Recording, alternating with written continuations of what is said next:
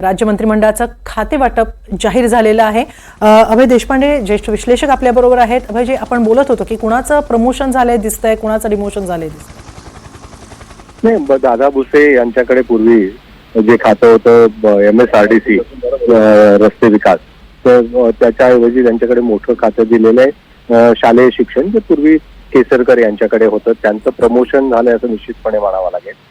दुसरं म्हणजे मंत्रिमंडळात नव्याने आलेले आहेत प्रदेशाध्यक्ष, त्यांच्याकडे बावनकुळे यांच्याकडे रेव्हेन्यू सारखं अतिशय महत्वाचं खातं आलेलं दिसतंय। आणि ते खातं जे पूर्वी ज्यांच्याकडे होतं त्या राधाकृष्ण विखे पाटील यांना जलसंपदा हे खातं दिलेलं आहे। त्याच्यामुळे मला वाटतं की याच्यामध्ये प्रमोशन जर विचार केला तर नवीन मंत्री जे आहेत त्या नवीन मंत्र्यांवरही विश्वास टाकलेला दिसतोय।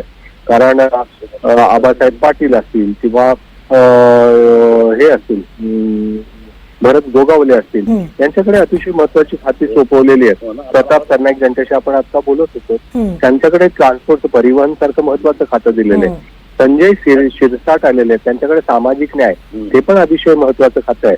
मला वाटतं तेही खातं दिलेलं आहे। तर एकूणच जर ओव्हरऑल आपण बघितलं तर ज्याचा आपण फूड अँड ड्रग ऍडमिनिस्ट्रेशन, ते नरहरी झिरवाळ जे उपाध्यक्ष होते मागच्या विधानसभेत, आणि त्यांची भूमिका अतिशय निर्णायक ठरली होती त्या सगळ्या सत्ता संघर्षाच्या काळात। तर त्यांनाही मंत्रिमंडळात स्थान देऊन त्यांच्याकडे फूड अँड ड्रग ऍडमिनिस्ट्रेशन हे खातं दिलेलं आहे। तर साधारणतः मला वाटतं की बाबासाहेब ज्यांचा मी उल्लेख केला, बाबासाहेब पाटील यांच्याकडे सहकार सारखं अतिशय महत्वाचं खातं जे राष्ट्रवादीकडे गेलेलं आहे, ते अतिशय महत्वाचं खातं दिलेलं आहे। कारण मंत्रिमंडळात त्यांना संधी मिळाली, त्यांचं नाव आपण चर्चेत कुठेही घेत नव्हतो की संभाव्य मंत्र्यामध्ये त्यांचा समावेश झाला, आणि त्यांना सहकार सारखं अतिशय महत्वाचं खातं दिलेलं आहे।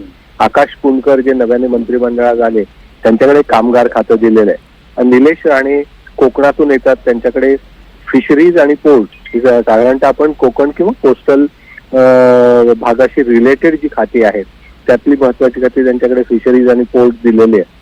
तर मला वाटतं की ओव्हरऑल मंत्रिमंडळाचं वाटप, त्यांचा परफॉर्मन्स कसा असेल पुढच्या काळामध्ये याचा विचार करून दिलेली दिसत आहेत असं दिसतंय। अजित पवार गटाकडच्या खात्यांबद्दल काय वाटतं?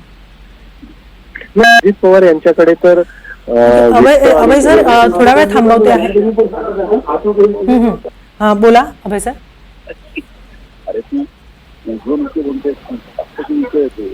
अभय सर, आपला मुद्दा पूर्ण करा, आपण बोलत होतो।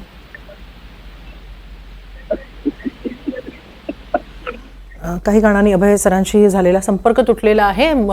खाते वाटप जाहीर झाले आणि यामध्ये वजनदार खाती भाजपकडेच दिसत आहेत। देवेंद्र फडणवीस यांच्याकडे गृह खातं कायम आहे, अजित पवारांकडे अर्थ खातं कायम आहे, तर एकनाथ शिंदे यांच्याकडे नगरविकास आणि गृहनिर्माण खातं कायम आहे। नेमकं हे खातं वाटप कसं झालेलं आहे पाहूया एकदा ग्राफिक्सच्या माध्यमातून।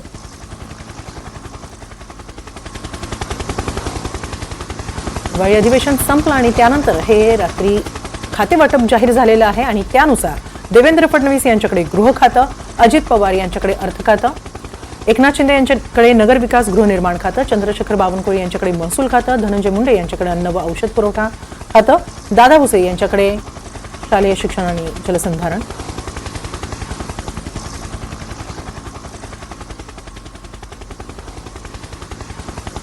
तर चंद्रशेखर बावनकुळे यांचा मंत्रिमंडळात समावेश झाल्यानंतर महत्वाचं खातं त्यांच्याकडे आलेलं आहे महसूल। राधाकृष्ण विखे पाटील यांच्याकडे पूर्वी महसूल होतं, ते आता त्यांच्याकडे जलसंपदा आलेलं आहे। कृष्णा खोरे विकास आलेला आहे। हसन मुश्रीफ यांच्याकडे वैद्यकीय शिक्षण खातं कायम आहे। चंद्रकांत पाटील यांच्याकडे उच्च तंत्र शिक्षण खातं आहे। गिरीश महाजन यांच्याकडे जलसंपदा, तर गुलाबराव पाटील यांच्याकडे पाणी पुरवठा खातं कायम आहे।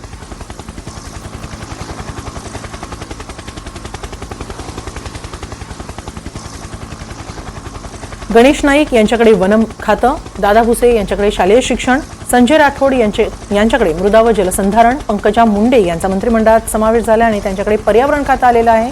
मंगल प्रभात लोढा यांच्याकडे कौशल्य विकास, तर उदय सामंत यांच्याकडचं उद्योग खातं कायम आहे, त्यांच्याकडे मराठी भाषा विभागही देण्यात आलेला आहे।